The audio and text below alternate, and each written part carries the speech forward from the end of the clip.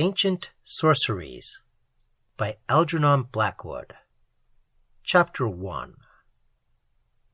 There are, it would appear, certain wholly unremarkable persons, with none of the characteristics that invite adventure, who yet once or twice in the course of their smooth lives undergo an experience so strange that the world catches its breath, and looks the other way.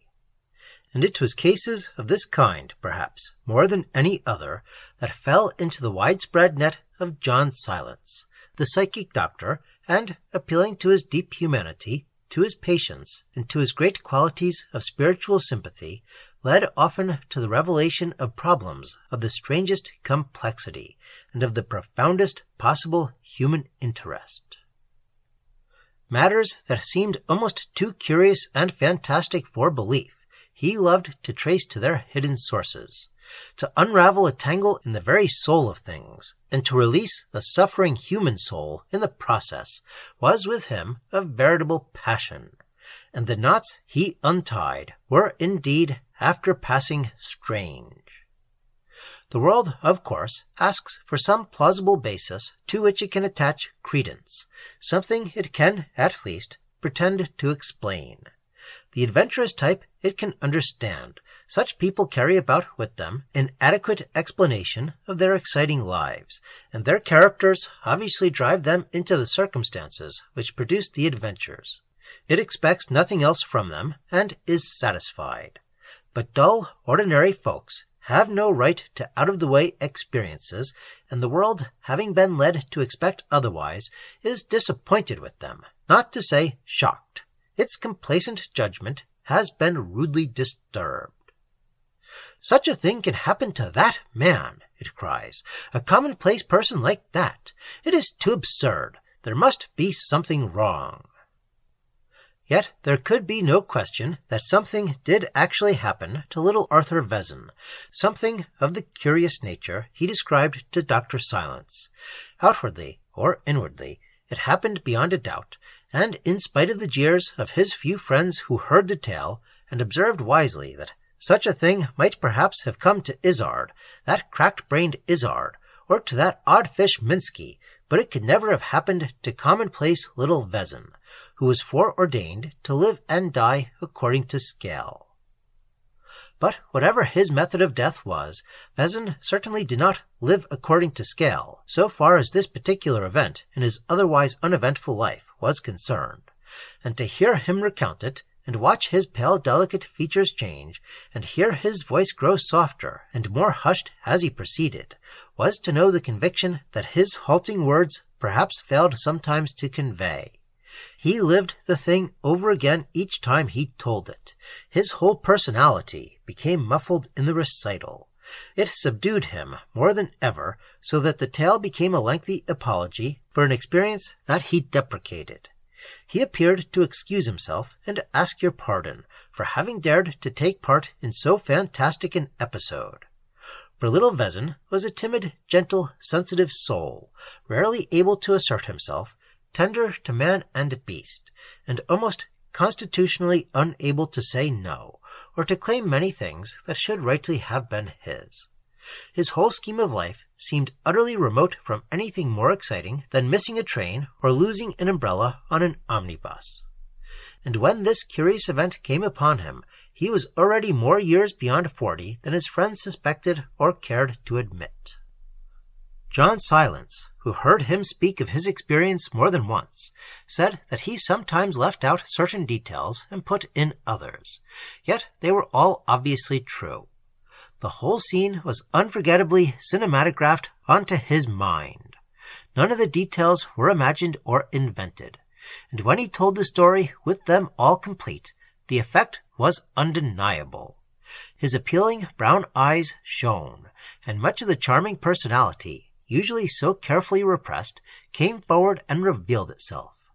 His modesty was always there, of course, but in the telling he forgot the present and allowed himself to appear almost vividly as he lived again in the past of his adventure. He was on his way home when it happened, crossing northern France from some mountain trip or other, where he buried himself solitary-wise every summer. He had nothing but an unregistered bag in the rack, and the train was jammed to suffocation, most of the passengers being unredeemed holiday English. He disliked them, not because they were his fellow countrymen, but because they were noisy and obtrusive, obliterating with their big limbs and tweed clothing all the quieter tints of the day that brought him satisfaction, and enabled him to melt into insignificance and forget that he was anybody. These English clashed about him like a brass band, making him feel vaguely that he ought to be more self-assertive and obstreperous, and that he did not claim insistently enough all kinds of things that he didn't want, and that were really valueless, such as corner seats, windows up or down, and so forth. So that he felt uncomfortable in the train, and wished the journey were over, and he was back again living with his unmarried sister in Surbiton. And when the train stopped for 10 panting minutes at the little station in northern France, and he got out to stretch his legs on the platform, and saw to his dismay a further batch of the British Isles debouching from another train, it suddenly seemed impossible to him to continue the journey. Even his flabby soul revolted, and the idea of staying a night in the little town and going on the next day by a slower, emptier train flashed into his mind. The guard was already shouting, "En voiture," and the corridor of his compartment was already packed when the thought came to him. And, for once, he acted with decision and rushed to snatch his bag. Finding the corridor and steps impassable, he tapped at the window, for he had a corner seat, and begged the Frenchman who sat opposite to hand his luggage out to him, explaining in his wretched French that he intended to break the journey there.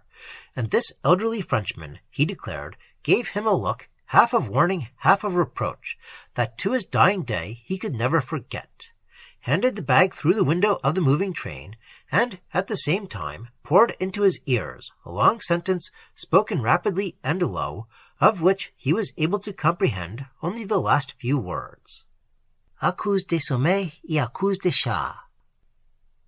In reply to Dr. Silence, whose singular psychic acuteness at once seized upon this Frenchman as a vital point in the adventure, Vezin admitted that the man had impressed him favorably from the beginning, though without being able to explain why. They had sat facing one another during the 4 hours of the journey, and though no conversation had passed between them, Vezin was timid about his stuttering French. He confessed that his eyes were being continually drawn to his face, almost, he felt, to rudeness, and that each, by a dozen nameless little politenesses and attentions, had evinced the desire to be kind. The men liked each other, and their personalities did not clash, or would not have clashed, had they chanced to come to terms of acquaintance. The Frenchman, indeed, seemed to have exercised a silent, protective influence over the insignificant little Englishman, and without words or gestures betrayed that he wished him well and would gladly have been of service to him.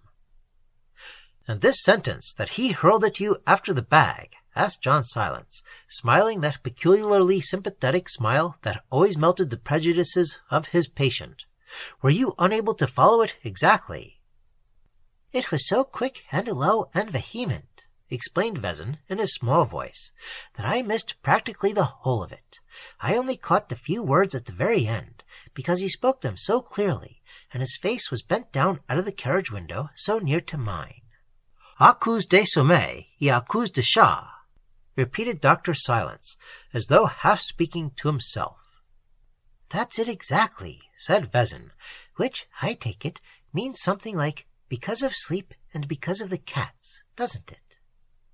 "Certainly, that's how I should translate it," the doctor observed shortly, evidently not wishing to interrupt more than necessary.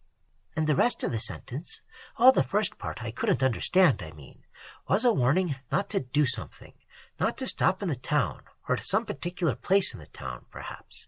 That was the impression it made on me." Then, of course, the train rushed off, and left Vezin standing on the platform alone and rather forlorn. The little town climbed in straggling fashion up a sharp hill rising out of the plain at the back of the station, and was crowned by the twin towers of the ruined cathedral peeping over the summit. From the station itself, it looked uninteresting and modern, but the fact was that the medieval position lay out of sight just beyond the crest, and once he reached the top and entered the old streets, he stepped clean out of modern life into a bygone century. The noise and bustle of the crowded train seemed days away. The spirit of this silent hill town, remote from tourists and motor cars, dreaming its own quiet life under the autumn sun, rose up and cast its spell upon him. Long before he recognized this spell, he acted under it. He walked softly, almost on tiptoe, down the winding narrow streets where the gables all but met over his head, and he entered the doorway of the solitary inn with a deprecating and modest demeanor that was in itself an apology for intruding upon the place and disturbing its dream. At first, however, Vezin said, he noticed very little of all this. The attempt at analysis came much later. What struck him then was only the delightful contrast of the silence and peace after the dust and noisy rattle of the train. He felt soothed and stroked like a cat. "Like a cat, you said," interrupted John Silence, quickly catching him up. "Yes, at the very start I felt that." He laughed apologetically. "I felt as though the warmth and the stillness and the comfort made me purr. It seemed to be the general mood of the whole place, then." The inn, a rambling ancient house, the atmosphere of the old coaching days still about it, apparently did not welcome him too warmly. He felt he was only tolerated, he said, but it was cheap and comfortable, and the delicious cup of afternoon tea he ordered at once made him feel really very pleased with himself for leaving the train in this bold, original way. For to him it had seemed bold and original. He felt something of a dog. His room, too, soothed him with its dark paneling and low, irregular ceiling, and the long sloping passage that led to it seemed the natural pathway to a real chamber of sleep. A little dim cubby-hole out of the world where noise could not enter. It looked upon the courtyard at the back. It was all very charming, and made him think of himself as dressed in very soft velvet somehow, and the floors seemed padded, the walls provided with cushions. The sounds of the streets could not penetrate there. It was an atmosphere of absolute rest that surrounded him. On engaging the 2-franc room, he had interviewed the only person who seemed to be about that sleepy afternoon, an elderly waiter with Dundreary whiskers and a drowsy courtesy, who had ambled lazily towards him across the stone yard. But on coming downstairs again for a little promenade in the town before dinner, he encountered the proprietress herself. She was a large woman whose hands, feet, and features seemed to swim towards him out of a sea of person. They emerged, so to speak. But she had great, dark, vivacious eyes that counteracted the bulk of her body, and betrayed the fact that in reality she was both vigorous and alert. When he first caught sight of her, she was knitting in a low chair against the sunlight of the wall, and something at once made him see her as a great tabby cat, dozing yet awake, heavily sleepy, and yet at the same time prepared for instantaneous action. A great mouser on the watch occurred to him. She took him in with a single comprehensive glance that was polite without being cordial. Her neck, he noticed, was extraordinarily supple in spite of its proportions, for it turned so easily to follow him, and the head it carried bowed so very flexibly. "But when she looked at me, you know," said Vezin, with that little apologetic smile in his brown eyes, and that faintly deprecating gesture of the shoulders that was characteristic of him, "the odd notion came to me that really she had intended to make quite a different movement, and that with a single bound she could have leaped at me across the width of that stone yard and pounced upon me like some huge cat upon a mouse." He laughed a little soft laugh, and Dr. Silence made a note in his book without interrupting, while Vezin proceeded in a tone as though he feared he had already told too much, and more than we could believe. "Very soft, yet very active she was, for all her size and mass, and I felt she knew what I was doing even after I had passed, and was behind her back. She spoke to me, and her voice was smooth and running. She asked if I had my luggage and was comfortable in my room, and then added that dinner was at 7 o'clock and that they were very early people in this little country town. Clearly, she intended to convey that late hours were not encouraged. Evidently, she contrived by voice and manner to give him the impression that here he would be managed, that everything would be arranged and planned for him, and that he had nothing to do but fall into the groove and obey. No decided action or sharp personal effort would be looked for from him. It was the very reverse of the train. He walked quietly out into the street, feeling soothed and peaceful. He realized that he was in a milieu that suited him and stroked him the right way. It was so much easier to be obedient. He began to purr again, and to feel that all the town purred with him. About the streets of that little town he meandered gently, falling deeper and deeper into the spirit of repose that characterized it. With no special aim, he wandered up and down and to and fro. The September sunshine fell slantingly over the roofs. Down winding alleyways, fringed with tumbling gables and open casements, he caught fairy-like glimpses of the great plain below, and of the meadows and yellow copses lying like a dream map in the haze. The spell of the past held very potently here, he felt. The streets were full of picturesquely garbed men and women, all busy enough, going their respective ways, but no one took any notice of him, or turned to stare at his obviously English appearance. He was even able to forget that with his tourist appearance he was a false note in a charming picture, and he melted more and more into the scene, feeling delightfully insignificant and unimportant and unself-conscious. It was like becoming part of a softly colored dream which he did not even realize to be a dream. On the eastern side, the hill fell away more sharply, and the plain below ran off rather suddenly into the sea of gathering shadows, in which the little patches of woodland looked like islands, and the stubble fields like deep water. Here he strolled along the old ramparts of ancient fortifications that had once been formidable, but now were only vision-like with their charming mingling of broken grey walls and wayward vine and ivy. From the broad coping on which he sat for a moment, level with the rounded tops of clipped plane trees, he saw the esplanade far below lying in shadow. Here and there a yellow sunbeam crept in and lay upon the yellow fallen leaves, and from the height he looked down and saw that the townsfolk were walking to and fro in the cool of the evening. He could just hear the sound of their slow footfalls, and the murmur of their voices floated up to him through the gaps between the trees. The figures looked like shadows as he caught glimpses of their quiet movements far below.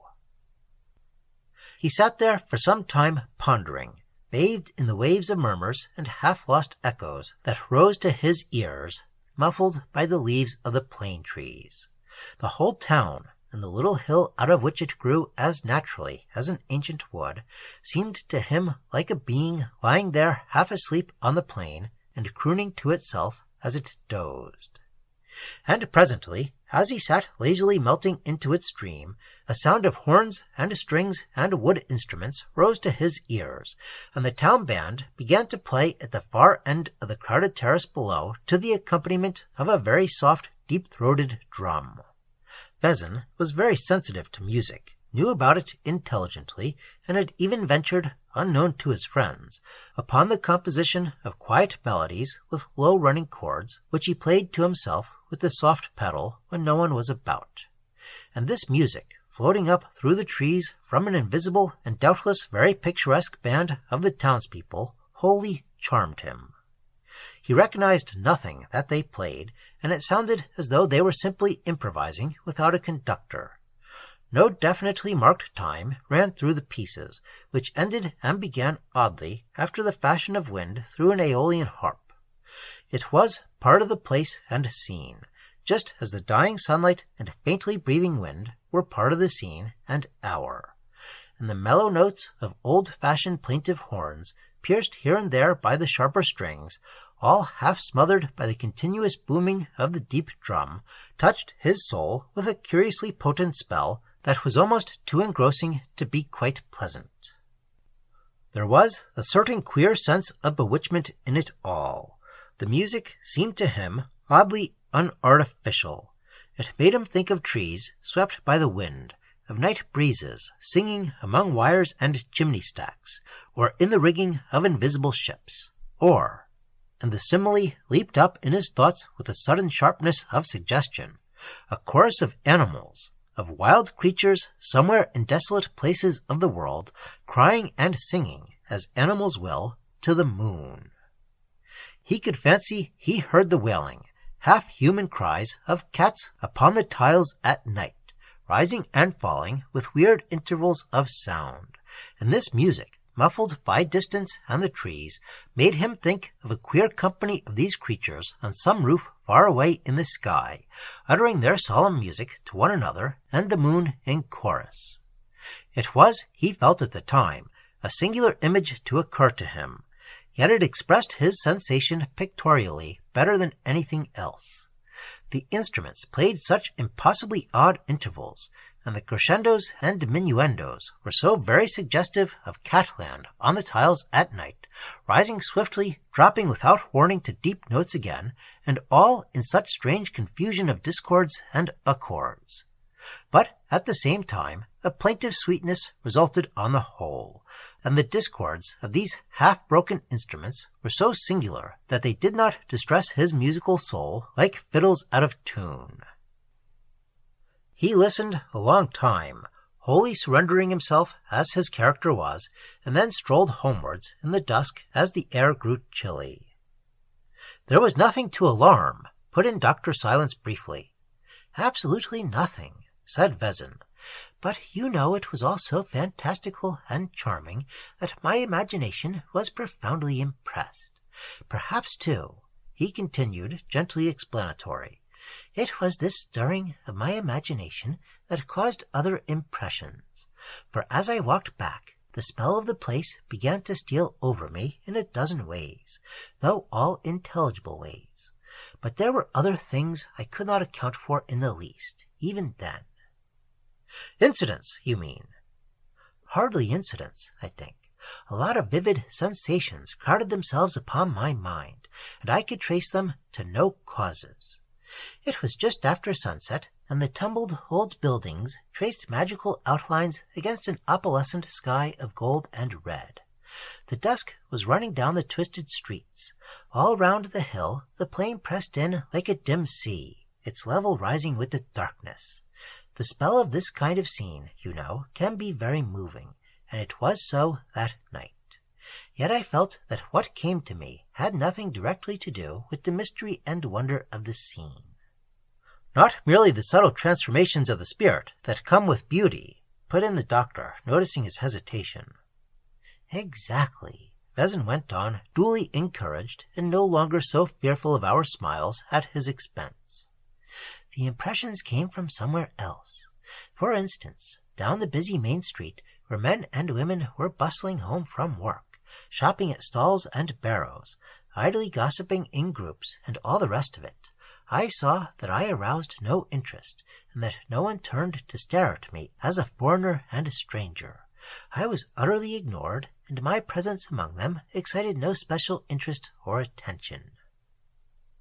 And then, quite suddenly, it dawned upon me with conviction that all the time this indifference and inattention were merely feigned. Everybody, as a matter of fact, was watching me closely. Every movement I made was known and observed. Ignoring me was all a pretense, an elaborate pretense. He paused a moment and looked at us to see if we were smiling, and then continued, reassured. It is useless to ask me how I noticed this, because I simply cannot explain it. But the discovery gave me something of a shock. Before I got back to the inn, however, another curious thing rose up strongly in my mind, and forced my recognition of it as true. And this, too, I may as well say at once, was equally inexplicable to me. I mean, I can only give you the fact, as fact it was to me. The little man left his chair and stood on the mat before the fire.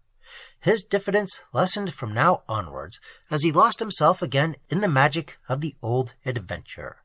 His eyes shone a little already as he talked. "Well," he went on, his soft voice rising somewhat with his excitement, "I was in a shop when it came to me first, though the idea must have been at work for a long time subconsciously to appear in so complete a form all at once. I was buying socks, I think." He laughed, and struggling with my dreadful French, when it struck me that the woman in the shop did not care two pins whether I bought anything or not. She was indifferent whether she made a sale or did not make a sale. She was only pretending to sell. This sounds a very small and fanciful incident to build upon what follows, but really it was not small. I mean, it was the spark that lit the line of powder that ran along to the big blaze in my mind. For the whole town, I suddenly realized, was something other than I so far saw it. The real activities and interests of the people were elsewhere and otherwise than appeared. Their true lives lay somewhere out of sight behind the scenes. Their busyness was but the outward semblance that masked their actual purposes. They bought and sold, and ate and drank, and walked about the streets, yet all the while the main stream of their existence lay somewhere beyond my ken, underground in secret places. In the shops and at the stalls they did not care whether I purchased their articles or not. At the inn they were indifferent to my staying or going. Their life lay remote from my own, springing from hidden, mysterious sources, coursing out of sight unknown. It was all a great elaborate pretense, assumed possibly for my benefit, or possibly for purposes of their own. But the main current of their energies ran elsewhere. I almost felt as an unwelcome foreign substance might be expected to feel when it has found its way into the human system, and the whole body organizes itself to eject it or to absorb it. The town was doing this very thing to me. This bizarre notion presented itself forcibly to my mind as I walked home to the inn, and I began busily to wonder wherein the true life of this town could lie, and what were the actual interests and activities of its hidden life. And now that my eyes were partly opened, I noticed other things, too, that puzzled me. First of which, I think, was the extraordinary silence of the whole place. Positively, the town was muffled. Although the streets were paved with cobbles, the people moved about silently, softly, with padded feet, like cats. Nothing made noise. All was hushed, subdued, muted. The very voices were quiet, low-pitched, like purring. Nothing clamorous, vehement, or emphatic seemed able to live in the drowsy atmosphere of soft dreaming that soothed this little hill town into its sleep. It was like the woman at the inn, an outward repose screening intense inner activity and purpose. Yet there was no sign of lethargy or sluggishness anywhere about it. The people were active and alert. Only a magical and uncanny softness lay over them, all like a spell. Vezin passed his hand across his eyes for a moment, as though the memory had become very vivid. His voice had run off into a whisper, so that we heard the last part with difficulty. He was telling a true thing, obviously, yet something that he both liked and hated telling. "I went back to the inn," he continued presently in a louder voice, "and dined. I felt a new, strange world about me. My old world of reality receded. Here, whether I liked it or not, was something new and incomprehensible. I regretted having left the train so impulsively. An adventure was upon me, and I loathed adventures as foreign to my nature. Moreover, this was the beginning, apparently, of an adventure somewhere deep within me, in a region I could not check or measure, and a feeling of alarm mingled itself with my wonder, alarm for the stability of what I had for 40 years recognized as my personality. I went upstairs to bed, my mind teeming with thoughts that were unusual to me, and of a rather haunting description. By way of relief, I kept thinking of that nice, prosaic, noisy train, and all those wholesome, blustering passengers. I almost wished I were with them again, but my dreams took me elsewhere. I dreamed of cats and soft-moving creatures and the silence of life in a dim, muffled world beyond the senses.